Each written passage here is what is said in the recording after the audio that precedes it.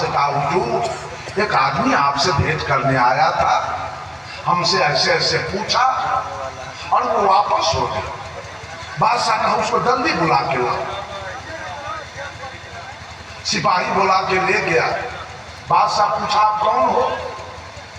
कहा कि मैं वही फकीर हूं जो आपके प्राण का रक्षा किया था। कहा अभी क्यों आए थे? आपने वादा किया था कि बहुत समय पर मेरे प्राणों की रक्षा किए हो, तुमको भी कोई कष्ट आवे, दुख आवे, समस्या आवे तो मेरे यहाँ आ जाना, इसका बदला मैं चुका दूंगा। तो मेरे गांव में अनावृष्टि हो गई, बारिश नहीं हुई, फसल जल गए, अकाल पड़ गया, बाल बच्चे भूख मर रहे हैं। मैं सोचा जाता हूँ बादशाह को देगा तो बाल बच्चा खाए, इसलिए मैं आपके यहाँ आया था। कहा तो आए तो वापस क्यों हो गए, घूम क्यों गए? कहा इसलिए घूम गए हम कि अभी आप भी दरिद्र, एक दरिद्र से दरिद्र क्या मांगे? बादशाह का हम कैसे दरिद्र हैं? कहा मस्जिद क्या करने गए थे? अभी अल्लाह से कुछ मांगने गए थे ना आप, तो दरिद्र न मांगेगा किसी से, धनवान थोड़े मांगेगा। तो आप भी दरिद्र, मैं भी दरिद्र, मैं वापस हो गया। बादशाह कान पकड़ दिया, कल से मैं मस्जिद नहीं जाऊंगा मांगने।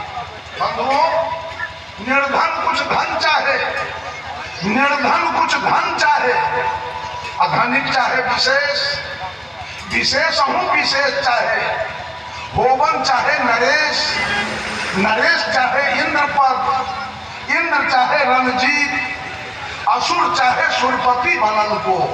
ये तृष्णा की रीत, इसी तृष्णा के चक्कर में गरीब से गरीब और अमीर से अमीर लगा और कोई बात नहीं।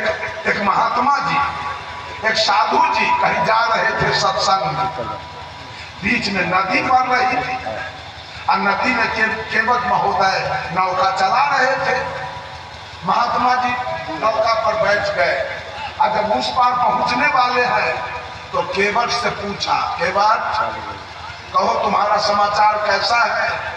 तो केवट कहा बाबा आप तो साधु हैं, अरे हमारे पास एक झोपड़ी थी, उस झोपड़ी को भी इस साल का भीषण बाढ़ आया और झोपड़ी को भी बहा के ले। अब मेरे रहने का उपाय नहीं है बाबा। कहा तो बोलो हम क्या करें? अरे आशीर्वाद दो कि घर हमारा पक्का का बन जाए। साधु बाबा ने कहा जाओ, तुमको मैं आशीर्वाद दिया, तुमको पक्का का मकान बन जाए। कहा बाबा बैठिए, हम आ रहे हैं घर से, आपको विदाई देंगे तब आप जाइए। अच्छा ठीक है। बाबा जी बैठ गए।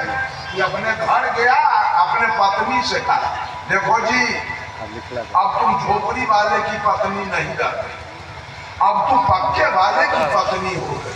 तो पत्नी कहता है अरे खालेल, पक्का मिला तो दीवार चाट के जियोगे क्या?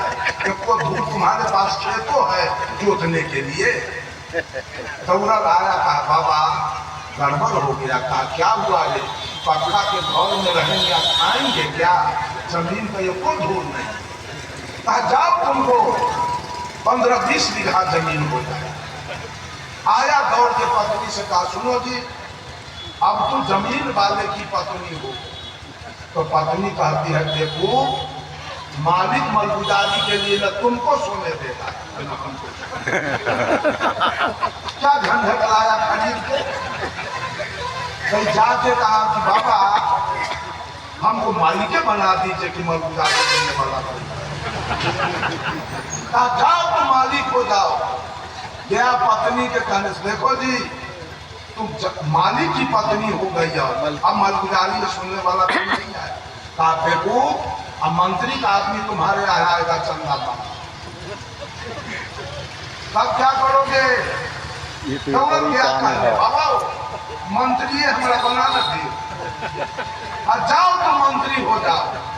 आया पत्नी से कहा सुन तो मंत्री के पत्नी पर मुख्यमंत्री का मीडिया वाला ना तुमको सोने देगा ना हमको सोने देगा।